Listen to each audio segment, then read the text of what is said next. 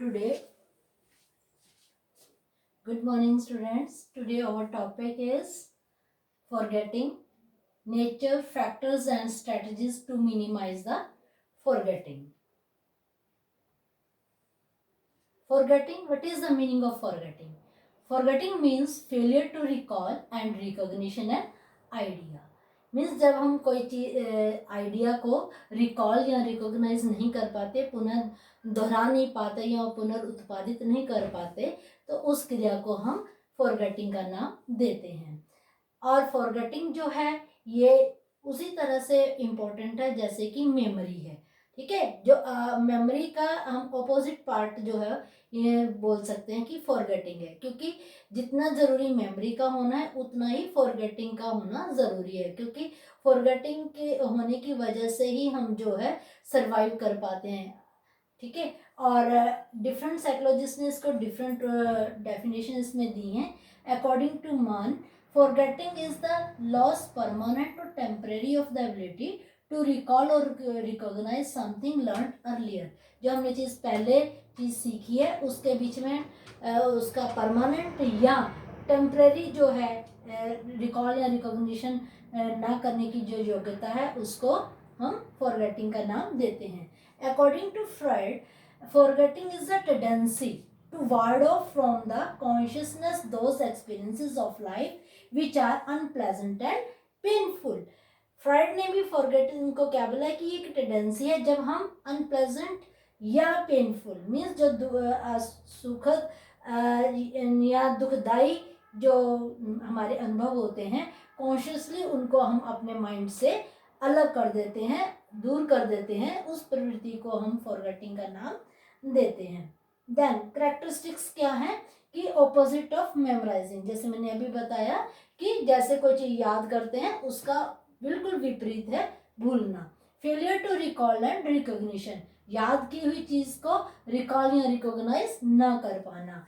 Weakening of bonds, जो हम चीज सीख रहे हैं तो स्टिमुलस और रिस्पॉन्स के बीच में जो बॉन्ड बनता है, उद्दीपक आने पर प्रतिक्रिया करते हैं और जो एक हैबिट बन जाती है, उसमें अगर थोड़ा उस बॉन्ड के अंदर अगर कुछ वीकनेस हो जाए, कमजोर पड़ जाए, तो उससे भी क्या होती है, फॉरगेटिंग होती है। Then tendency to ward off, ठीक है, जो हम कॉन्शियसली जब हम अपने पेनफुल या अनप्लेजेंट एक्सपीरियंसेस है उनको दूर करते हैं, उनको याद करने की कोशिश नहीं करते, तो उस टेंडेंसी को भी हम जो है इसके अंदर लिया गया है, इसकी विशेषता है जिससे कि भूलना होता है।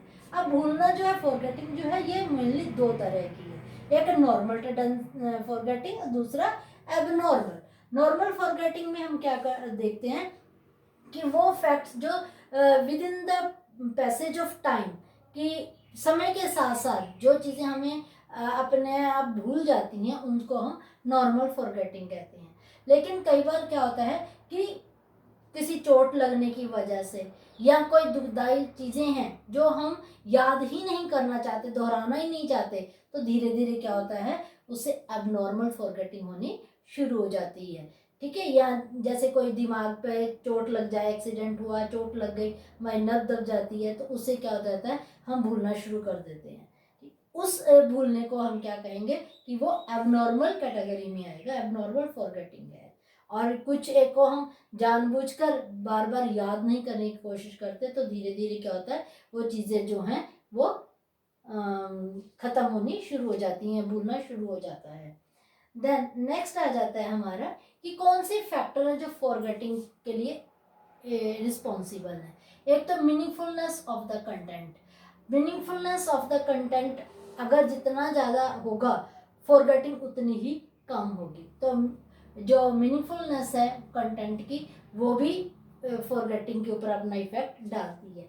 इफेक्ट ऑफ टाइम, कि हमने अगर जो समय का भी प्रभाव है कि जितना समय बीतता जाएगा लर्न की चीज़ को, फॉरगेटिंग उतनी ज़्यादा शुरू हो जाएगी। लैक ऑफ प्रैक्टिस, अगर हम बार बार अभ्यास नहीं करते सीखने वाली चीज़ों में, तो फॉरगेटिंग होती है। ओवर लर्निंग, कई बार क्या देखा गया है कि एक चीज़ को बार बार बहुत ज़्यादा बार भी लर्न किया जाए तो उसमें उस मटेरियल में भी हम रिकॉल करने में हमें जो है प्रॉब्लम आती है, फॉरगेटिंग होनी शुरू हो जाती है। लॉस ऑफ इंटरेस्ट, काम शुरू किया, अगर हमारा उसमें काम में कोई रुचि नहीं है तो उससे भी फॉरगेटिंग जो है वो इंक्रीज हो जाएगी। एक्साइटमेंट ऑफ इमोशंस, हम कोई इमोशंस की जो एक्साइटमेंट है, मीन्स अगर हमें बहुत ज़्यादा डर के भाव हमारे पास उत्पन्न हो जाते हैं तो जो चीज़ हमने लर्न की होती है वो भूल जाती है। या बहुत ज़्यादा खुशी का मौका होता है तब भी हम जो है चीज़ों को रिकॉल करने में असमर्थ हो जाते हैं।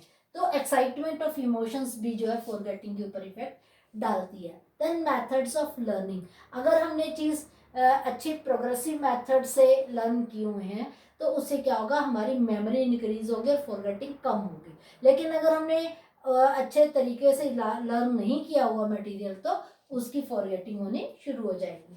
Then lack of motivation during the process of learning, अगर लर्नर को या सब्जेक्ट को मोटिवेट ना किया जाए तो उससे क्या, उसकी फॉरगेटिंग जो है वो भी जो है शुरू हो जाती है। देन इनहिबिशन, बहुत तरह की रुकावटें जो हैं वो भी हमारे फॉरगेटिंग को बढ़ावा देती हैं, मीन्स वो मेमोरी को कम करती हैं इनहिबिशन जो है।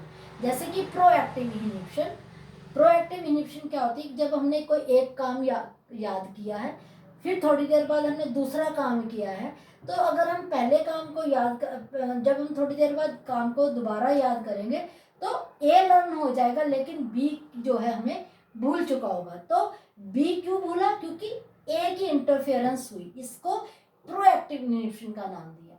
लेकिन रिट्रोएक्टिव इनहिबिशन भी होती है जिसमें एक मटेरियल लर्न किया ए, फिर आपने मटेरियल लर्न किया बी, कुछ समय के बाद जो अगर हम दोनों को दोहराने की कोशिश करेंगे तो ए की फॉरगेटिंग हो चुकी होती है। क्यों होती है, क्योंकि जो बी काम है वो ए के काम को के अंदर जो है वो इंटरफेरेंस करता है, इनहिबिशन जो उत्पन्न करता है, इसलिए ये जो है फॉरगेटिंग जो है वो शुरू हो जाती है। अब बात आती है कि किस तरह से हम इसको मिनिमाइज कर सकते हैं। फोकसिंग ऑफ अटेंशन, जितना ज़्यादा हम लर्न करते समय चीज़ों को ध्यान में रखेंगे, जितना अटेंटिव होंगे, हमारी फॉरगेटिंग उतनी ही कम होगी। एसोसिएशन, जब भी कोई चीज़ लर्न करेंगे, आइडियाज़ को एसोसिएट करके करेंगे तो उससे क्या होगा, फॉरगेटिंग कम होगी। डिवीजन ऑफ टाइम, समय को बांटा जाए, अच्छी जो चीज़ कितने समय में लर्न करनी है, कितने पूरे अपने समय को है वो ध्यान में रखकर या काम करते हैं तो फॉरगेटिंग जो है वो कम होती है। देन रेस्ट, काम करने के लगातार अगर हम समय के जो डिवीजन प्रॉपर नहीं करते, लगातार ही पढ़ते जाएंगे तो उससे क्या होगा, फॉरगेटिंग बढ़ेगी। लेकिन अगर उसके बीच में अगर हम कुछ टाइम के लिए विश्राम कर लेंगे तो उससे क्या होगा, फॉरगेटिंग कम हो जाएगी। काइंड्स ऑफ मटेरियल, कुछ काम ऐसे होते हैं कि उनकी जो है फॉरगेटिंग बहुत जल्दी हो जाती है और कुछ काम ऐसे होते हैं जिनकी हम जो है बहुत देर तक उसको मेमोराइज कर सकते हैं।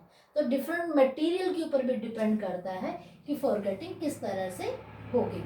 Then proper methods of learning, अगर हमने प्रॉपर मेथड्स से चीज़ों को लर्न किया है तो उससे क्या है, फॉरगेटिंग कम होगी। जैसे डिस्कशन मेथड है, लर्निंग बाय डूइंग मेथड है, एक्सपेरिमेंट डेमोन्स्ट्रेशन मेथड है, एक्सपेरिमेंटल मेथड्स हैं, प्लेवे मेथड है, ये स्टोरी टेलिंग मेथड्स हैं। जितने भी प्रोग्रेसिव मेथड से अगर हम चीज़ों को लर्न करेंगे तो फॉरगेटिंग उतनी ही कम होगी।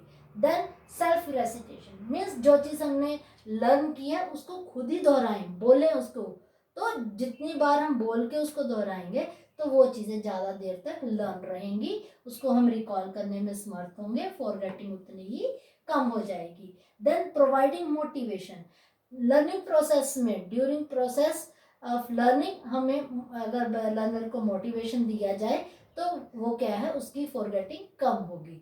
Then arranging better learning situation and environment, जो भी सीखने के इन्वायरमेंट है, सिचुएशंस हैं, वो अगर अच्छे तरीके से हमने सिचुएशन है, मीन लर्निंग सिचुएशन अच्छी है, लर्नर जहाँ पे चीज़ों को सीख रहा है, जो इन्वायरमेंट है अगर हेल्दी होगा तो फॉरगेटिंग जो है उतनी ही कम होगी। इस तरह से हमने देखा कि बहुत सारे जो फैक्टर्स हैं या बहुत सारी फैक्टर हैं जो कि फॉरगेटिंग के ऊपर इफेक्ट डालती हैं, और बहुत सारी स्ट्रेटजीज भी हैं एक लर्नर को उनको फॉरगेटिंग को मिनिमाइज करने के लिए। Thank you.